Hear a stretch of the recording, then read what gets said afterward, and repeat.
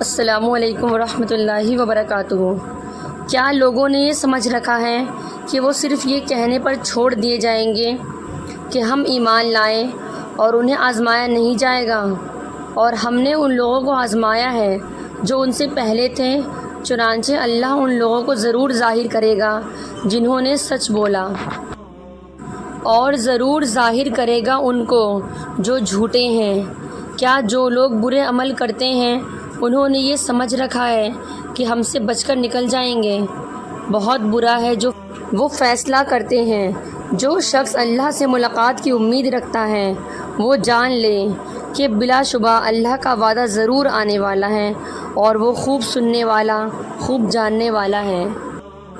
جو شخص جہاد کرے تو بس وہ اپنے ہی فائدے کے لیے جہاد کرتا ہے۔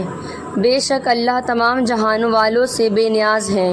اور جو لوگ ایمان لائیں اور انہوں نے نیک عمل کیے، ہم ان سے ان کی برائیاں ضرور مٹا دیں گے، اور جو عمل وہ کرتے ہیں ہم انہیں ضرور ان کی بہترین جزا دیں گے۔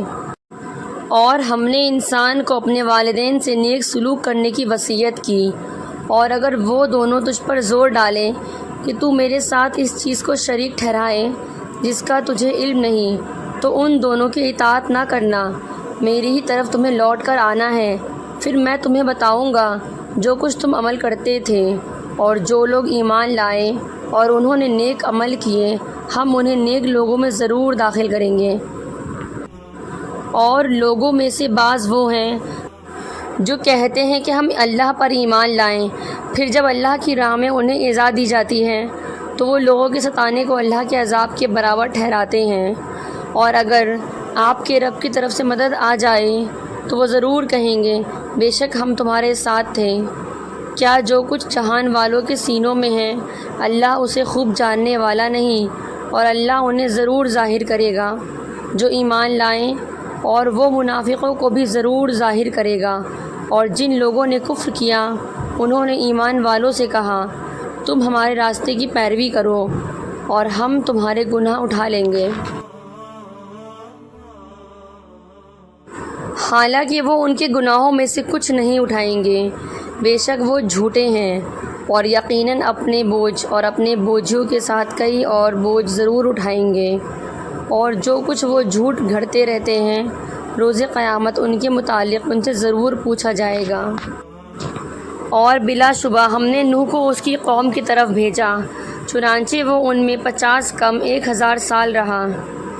پھر انہیں طوفان نے اس حال میں پکڑ لیا کہ وہ ظالم تھے۔ پھر ہم نے اسے اور کشتی والوں کو نجات دی، اور ہم نے اس کشتی کو دنیا والوں کے لیے عظیم نشانی بنا دیا۔ اور ہم نے ابراہیم کو بھیجا جب اس نے اپنی قوم سے کہا تم اللہ کی عبادت کرو اور اس سے ڈرو، اگر تم جانتے ہو تو یہ تمہارے لیے بہت بہتر ہے۔ تم تو اللہ کے سوا بتوں کی ہی عبادت کرتے ہو اور تم جھوٹ گھڑتے ہو، بلا شبہ اللہ کے سوا جن کی تم عبادت کرتے ہو وہ تمہارے لیے رزق کا اختیار نہیں رکھتے، لہٰذا تم اللہ کے ہاں رزق تلاش کرو اور تم اسی کی عبادت کرو اور تم اسی کا شکر کرو، تم اسی کی طرف لوٹائے جاؤ گے۔ اور اگر تم جھٹلاؤ تو تم سے پہلے کئی امتوں نے جھٹلایا، اور رسول کا کام تو صرف کھول کر پہنچا دینا ہے۔ کیا انہوں نے نہیں دیکھا کہ اللہ مخلوق کو پہلی بار کیسے پیدا کرتا ہے پھر اسے لوٹائے گا؟ بلا شبہ یہ اللہ پر بہت آسان ہے۔ کہہ دیجئے تم زمین پر سیر کرو، پھر دیکھو اس نے مخلوق پہلی بار کیسے پیدا کی، پھر اللہ ہی اسے دوسری بار پیدا کرے گا۔ بلا شبہ اللہ ہر شے پر خوب قادر ہے۔ وہ جسے چاہے عذاب دے گا اور جس پر چاہے رحم کرے گا، تم اسی کی طرف لوٹائے جاؤ گے۔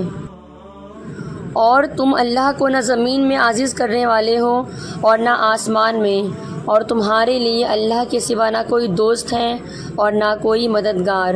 اور جن لوگوں نے اللہ کی آیات اور اس کی ملاقات کا انکار کیا وہی لوگ میری رحمت سے نا امید ہو چکے ہیں، اور انہی کے لیے دردناک عذاب ہے۔ پھر ابراہیم کی قوم کا جواب بس یہی تھا کہ انہوں نے کہا اسے قتل کر دو یا اسے جلا دو۔ پھر اللہ نے اسے آگ سے نجات دی بے شک اس میں ایمان لانے والے لوگوں کے لیے نشانیاں ہیں۔